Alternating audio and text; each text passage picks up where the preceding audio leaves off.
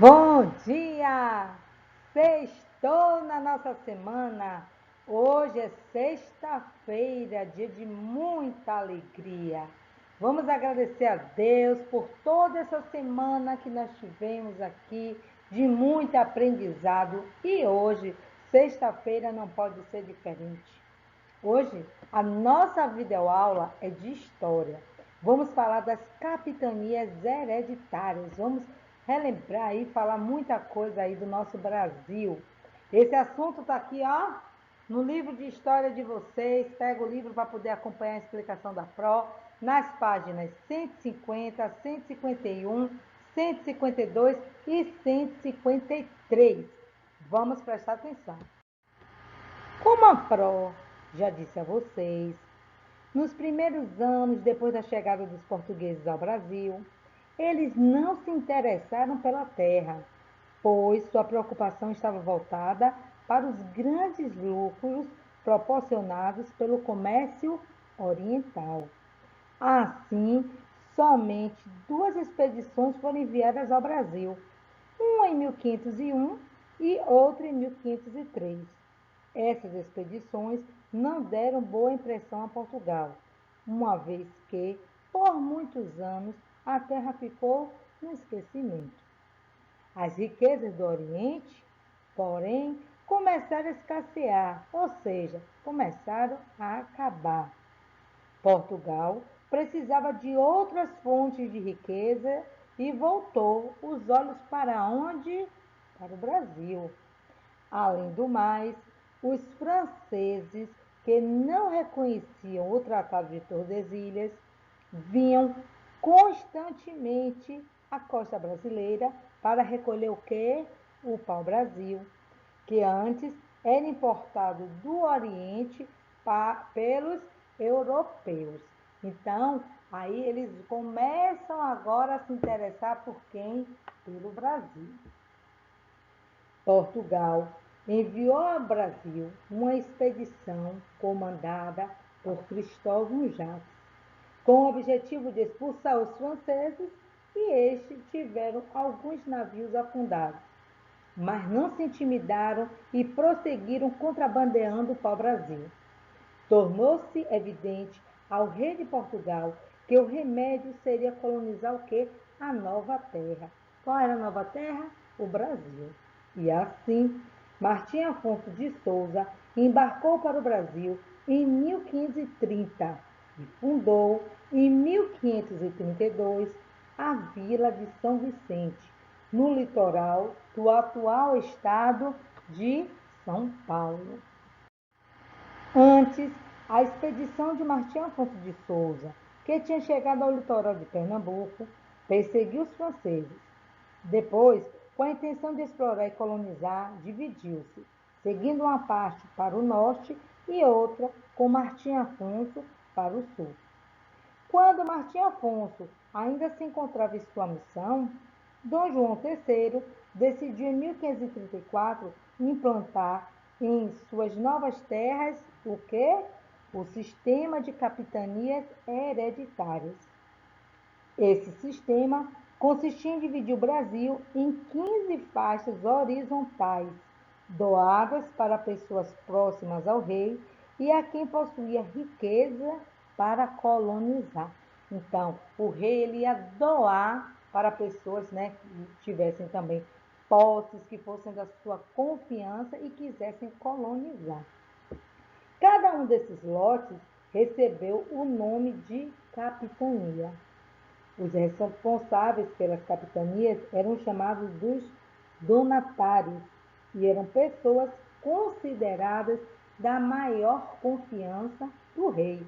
Claro que eles tinham que ser de confiança do rei, porque o rei ia continuar lá em Portugal. Ele não veio, ele doou para as pessoas que aqui quisessem ficar e colonizar aquela parte ali, aquele pedaço do Brasil. Essas capitanias eram ditas hereditárias porque passavam de pai para filho na forma de herança, por isso hereditárias. Então ficava sempre com a mesma família. O dono, né, dessa capitania, ele não podia vender, não podia trocar, ele tinha que fazer com que isso aí prosperasse, ele tinha que fazer crescer a capitania. Os donatários tinham a responsabilidade de desenvolver as terras com seus próprios recursos financeiros. Eles possuíam também muitos direitos, tais como cobrar impostos, exercer a justiça estabelecida pelo rei, receber parte dos tributos da exploração da terra e doar terras para quem quisesse cultivá-las. E, como deveres, tinham que defender a capitania, desenvolvê-la, morar nela e pagar impostos a quem? Ao rei. Tudo que era produzido, né, na capitania, o rei tinha parte. Então, o dono, né, da capitania, ele tinha que uma porcentagem de tudo ia para o rei lá em Portugal. Esse sistema passou por várias dificuldades, entre elas a falta de recursos financeiros dos donatários, a distância entre o Brasil e Portugal, os ataques frequentes dos indígenas, porque eles tentavam de toda forma escravizar os indígenas e eles não conseguiam, a falta de pessoas para trabalhar na lavoura, então com isso não conseguia plantar, colher, produzir, prosperar, e a grande extensão de terra das capitanias, era muita terra para poder administrar e sem ter pessoas para trabalhar. Por esses motivos, o sistema de capitanias não deu certo. E só as capitanias de Pernambuco e São Vicente, olha só, Pernambuco e São Vicente prosperaram. Só duas. No final da década de 1540, estava claro que a colonização não seria fácil. Com isso, a coroa portuguesa resolveu criar o governo geral. Então, quero que o governo geral deveria fazer o quê? Centralizar a administração, defender a costa brasileira de ataques estrangeiros, fiscalizar as capitanias, garantir a lavoura açucareira, que passa a dar muito lucro. Portugal já conhecia a cana-de-açúcar há muito tempo e portugueses tinham experimentado o seu cultivo. Fazendas foram criadas nas ilhas atlânticas dos Açores e da Madeira. Essa planta era perfeita para o projeto colonial português. Adaptava-se ao clima brasileiro, a técnica de plantio já era conhecida e o açúcar era um produto bastante procurado no mercado internacional. Então, aqui ficou um lugar propício para plantar, cultivar cana-de-açúcar para produzir o açúcar, né? O açúcar definiu a colônia brasileira. A partir das necessidades da lavoura, criou-se o sistema colonial. O plantio de cana-de-açúcar e a produção do açúcar eram feitos em grandes extensões de terra, com mão de obra escrava abundante e toda direcionada para o quê? Para exportação, mandar para fora, né? Toda essa produção de açúcar. Olhem só, observem que, como o açúcar era um produto bastante caro no mercado internacional, toda a terra boa deveria ser usada para o plantio.